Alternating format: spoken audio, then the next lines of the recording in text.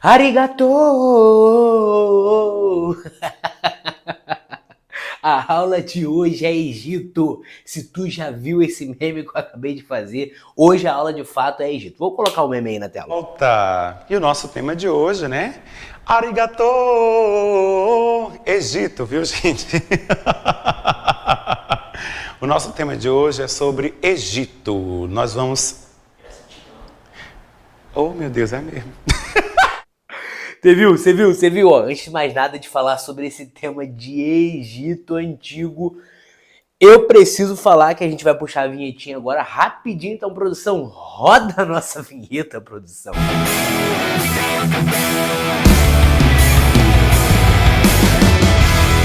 Fala, minha galera, essa História, professor Pedro e Silpo. Faraó, tchac, tchac, tchac, faraó, dig, moleque, tô embrasado. Se você ainda não é inscrito no nosso canal, se inscreve no canal, ativa o sininho e curte esse vídeo para ajudar o SOS História, ó, a crescer cada vez mais. Se você quiser tirar print desse quadro maravilhoso, eu só não vou colocar essa música da Faraó, senão o YouTube vai me pegar por direitos autorais. Então vamos pra cima, coloca a música aí pra galera pausar e copiar esse quadro. Vamos, produção, vamos, produção. Perdi você, não tente entender, ainda te amo. Perdi você, não tente entender, ainda te amo. Galera, falando sobre Egito Antigo, o Egito Antigo, ele não é o que você conhece de Egito hoje, tá? Você conhece o Egito hoje como um país, um estado nacional, que não é esse caso aqui, né? O Egito Antigo, ele fica localizado ali no extremo nordeste da África, às margens do rio Nilo, é onde ele vai ser construído. Então o que a gente vai perceber? É que o Egito Antigo é uma das principais civilizações da Antiguidade Oriental, tá? Uma das principais civilizações. E é uma civilização que se desenvolve em torno, apesar de ser uma área muito desértica, né? É uma civilização que se desenvolve em torno de uma área extremamente fértil. E essa fertilidade ela era muito causada por conta do rio Nilo. Você vai ver que o rio Nilo ele corta todo o Egito Antigo, promovendo ali, inclusive, impedindo a longo prazo que o Egito se separasse, né? Essa presença do Nilo cortando, ela possibilita a unificação. Então, basicamente, esse é o mapa aí do Egito Antigo. Você vai ver aí de onde até onde ele vai. E por conta do rio Nilo, esse rio, em épocas de chuvas abundantes, alguns meses do ano, ele transbordava, né? Chovia muito, transbordava, a água subia, né? Passava ali do limite, entrava ali água pela terra, e quando voltava, acabava a fase das cheias, né? As cheias do Nilo, quando voltava, ele deixava uma espécie de humus fertilizante, né? Um material natural, que basicamente fazia o quê? Ele fertilizava a terra.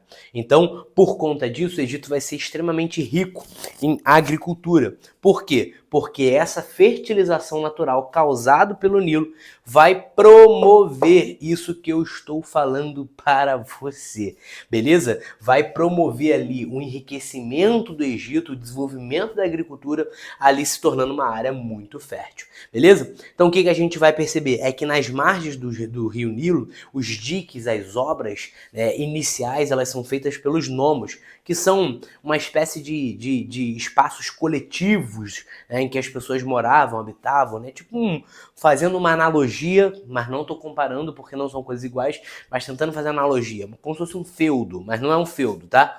Só para fazer uma analogia para você tentar entender. Então é um espaço de terra, né, que as pessoas ali trabalhavam, se dividiam, enfim, e fizeram ali as primeiras obras. A primeira cidade do Egito a ser desenvolvida pelos estudos, né, pelos estudos arqueológicos ali, é a cidade de Maade, basicamente em 3500 antes de Cristo, tá? 3500 antes de Cristo. O Egito ele vai ter uma periodização. O Egito antigo, né, o Império Egípcio, ele vai ter uma periodização. que é o Antigo Império, o Médio Império e o Novo Império. Inicialmente, o Egito Antigo ainda não é um império.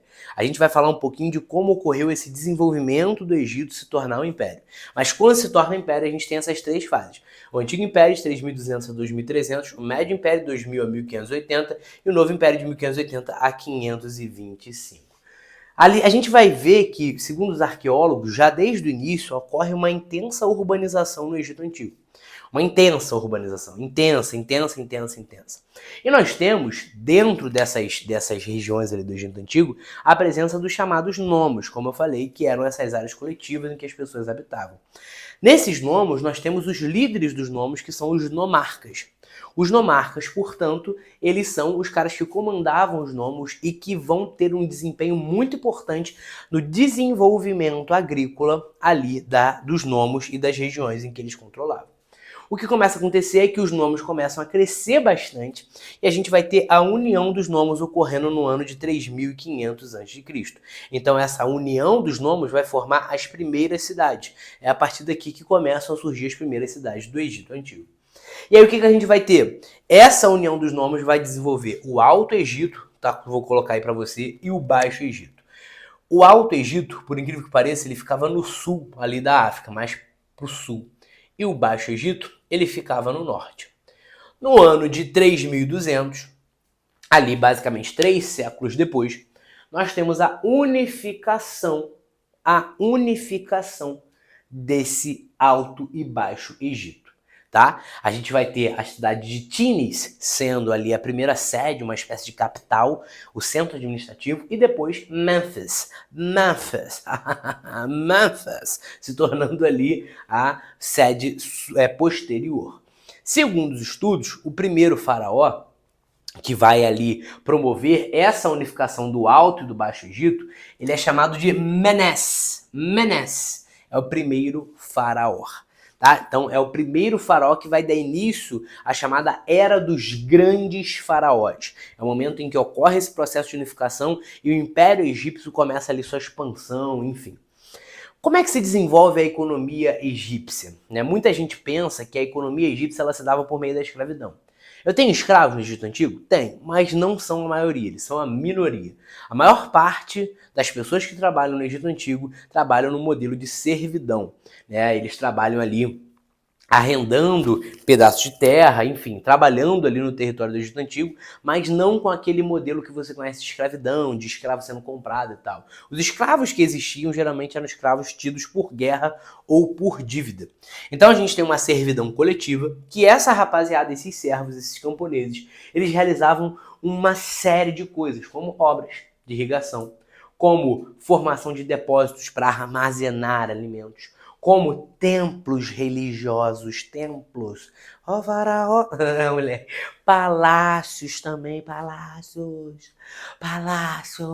e monumentos funerários. Se você já entendeu, eu estou falando, por exemplo, das pirâmides de Gizé, que são as mais famosas. Olha aí, faraó, moleque. Essa rapaziada que tá ali no Egito Antigo produz o quê? Cereais, como o trigo, tá? O trigo. Desenvolvem ali através de algodão o linho, o papiro. E criavam também animais como carneiros, gansos e cabras. Então é dessa forma que se desenvolve a economia do Egito Antigo. A gente vai para a segunda parte do quadro agora, tá? Para a gente continuar a falar de Egito Antigo, agora falando um pouco de sociedade, de religião, enfim. Eu vou estalar meu dedo aqui e já vai aparecer o segundo quadro. 3, 2, 1, foi! Ó, falei que era rápido, quadro novo aqui, eu vou até sair já.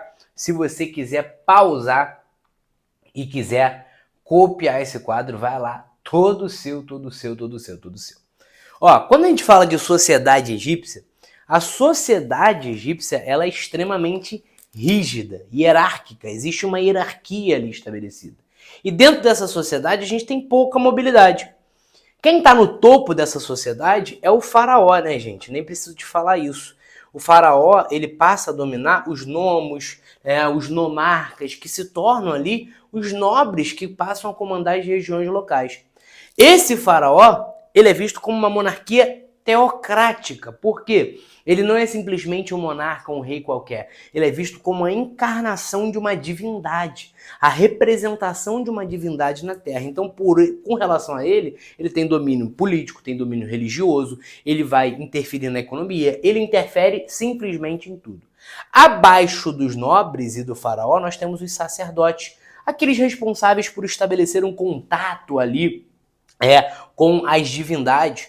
Nós temos os chefes militares que estão abaixo dos sacerdotes e que lideram os exércitos que no Egito Antigo são formados geralmente por mercenários ou recrutamento ali forçado em tempos de guerra. Nós temos também a presença dos escribas, que são muito importantes no desenvolvimento do Egito. Por quê? Porque os escribas, eles são famosos por registrar tudo o que acontecia. Então aqui, ó, eles fazem o registro de tudo o que acontece. Gente, tudo que se desenvolve no Egito é registrado por esses caras aqui. Esses caras são os grandes importantes ali no registro de tudo, né? Na formação de sistema de medidas ali para ver quanto estavam plantando, quanto estavam desenvolvendo. Nós temos os comerciantes que vão ser muito fortes no novo império também, fazendo comércio, os artesãos, os camponeses, como nós falamos, e os escravos, né, que apesar de parecer não eram a maioria, muitos eram adquiridos ali através da guerra. Essa monarquia teocrática, ela vai ser muito ali responsável por desenvolver a religiosidade do Egito Antigo. O Egito Antigo é extremamente místico, né? A religião egípcia, ela é uma religião politeísta, eles eram politeístas, principalmente por conta da união dos nomos, né? Lembra que o Egito ele vem através da união dos nomos, daquelas áreas coletivas, e por conta dessa união dos nomos, cada nomo muitas das vezes tinha sua própria crença. Então isso desenvolve ali uma crença politeísta que acredita em vários deuses e que é muito importante para estabelecer uma manutenção da ordem existente. Fazer com que essa mobilidade que existia socialmente no Egito, ela se mantesse rígida, sem chance ali de nenhum tipo de movimento de rebelião. Nós temos Amon-Ra, Osíris, entre outros deuses, outras divindades muito importantes. Só que no período ali do Amenófis, que é o faraó, que vai de 1377 a 58, ele vai fazer uma série de mudanças. Ele vai fechar vários templos religiosos, ele faz uma verdadeira mudança e promove ali um culto extremamente monoteísta para um deus, uma divindade, que era chamado de Aton. Ele vai acabar com aquele politeísmo que era muito concentrado em Amon-Ra e ele vai formar ali uma divindade chamada de Aton. Ele mesmo vai mudar de nome, vai se chamar Akhenaton, que é o faraó, e vai colocar uma nova sede, que é Akhetaton, seria a nova sede ali do Egito Antigo. Quando ele morre, o Tutankhamon assume e o Tutankhamon retoma para o politeísmo, para aquela estrutura que vinha antes do Amenófis. Então ele traz para algo que vinha antes dele. Beleza? Os egípcios, eles acreditavam muito piamente, muito fortemente na vida após a morte. Eles acreditavam que o corpo, né, que o espírito, ele voltava para o corpo depois da morte. Então, por conta disso, o ritual de passagem era muito emblemático. Eles colocavam tudo o que aquela pessoa precisaria lá no seu pós-vida. Então, colocam alimentos, utensílios, tudo que essa pessoa vai precisar, que ela vai utilizar, essa pessoa vai ter ali no pós-vida. Inclusive, se desenvolve muito a mumificação. Lembrando que essa mumificação ela vai ser muito marcante também para os faraós, que vão ser enterrados nas pirâmides, né? Nós temos aí as pirâmides de Gizé, que são ali dos patrimônios, né? Uma das 7 maravilhas do mundo, que inclusive até hoje, gente, em 2024, que é quando esse vídeo está sendo gravado, nós não temos uma comprovação específica de como elas foram construídas. Como essas pirâmides se desenvolveram? Nós temos várias teorias, mas nada definido, nada muito estabelecido, que é muito louco, né? Você pensar nisso. Esses caras, eles estudam sobre corpos humanos, sobre órgãos humanos, estudam sobre astronomia, estudam sobre o desenvolvimento ali da arquitetura. Os caras estavam muito à frente, gente, muito à frente. É comum a gente não perceber que o Egito Antigo, essa civilização, ela está muito à frente, inclusive, de países da Europa no período moderno, no século XV, no século XVI. Os caras estavam muito à frente, trabalhavam com navegação, estudavam os astros, estudavam a anatomia dos corpos, os órgãos, estudavam tudo, gente. Só que muitas das vezes a gente não percebe que esses caras são tão importantes, tão desenvolvidos, até porque existe um preconceito muito grande do Ocidente por conta do Egito Antigo estar na África, e muita gente nem percebe isso.